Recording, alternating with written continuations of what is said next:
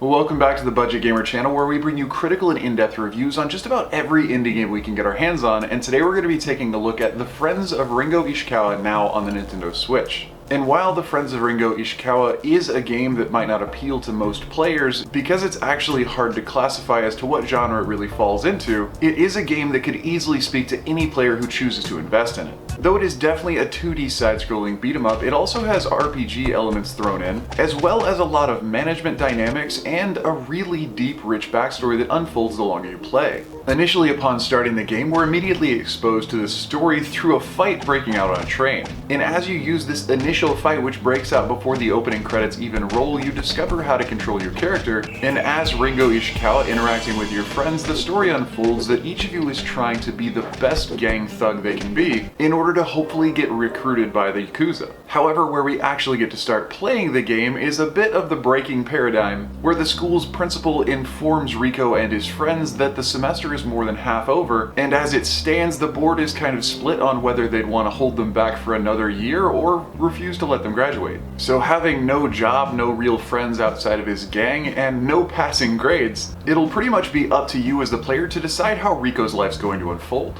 Will you try to make him the most feared high school thug in the area so he can actually get recruited by the Yakuza? Or will you spend your early mornings and late nights studying in hopes of bringing your grades up to actually graduate? But regardless of what you choose, you will need to get money to support yourself somehow, whether that be through after-school fights or after-school jobs. But regardless of what you choose to do, you'll need to be aware that the story is being written by you as you play. The relationships that you choose to make or break, the actions you choose or choose not to take, will all affect Ringo's life and how he makes it to the end of his high school career. Ringo and his group of thugs are definitely talented fighters, but maybe there's constructive ways those skills can be used, and Ringo himself is actually academically gifted, so maybe there's constructive ways to use that as well. And while this sounds all well and good, one major aspect of the game that may be really conducive to some playing styles and really dissuasive to others is the fact that the game developers don't tell you how to get anything that you want from the game. You won't be instructed on elements of how or what to eat, or even how often, or where to find information about your school classes in progress or after school activities, or information that other games would see as paramount, such as how to level up or how to get money.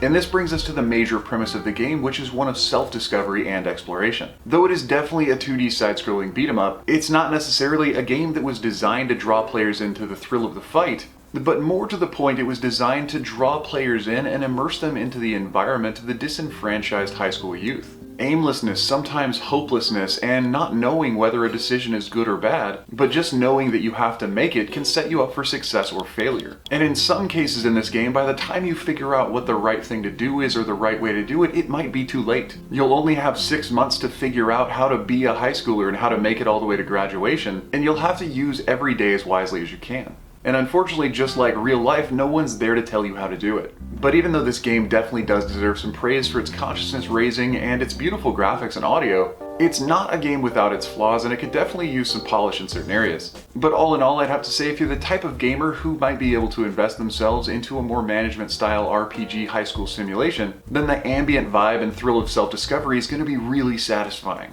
However, if you are trying to engage with this game as just a pure thrilling beat-em-up, then some of the mechanics and self-discovery story might be something that's not really to your tastes. But anyway, that does about wrap up the review of the Friends of Ringo Ishikawa now on the Nintendo Switch. So if you enjoyed the review or found it helpful, feel free to throw me a like or a comment to show your support, and don't forget to click that little bell icon when you subscribe to stay updated with the latest content. There are new and unique indies coming out literally every single day, so there's always going to be something new to find right here. But since I can only cover a few games a week, if you want to figure out which games I might be reviewing next, you can follow us on Twitter. But anyway, this has been Budget Gamer, so as always, thanks for watching.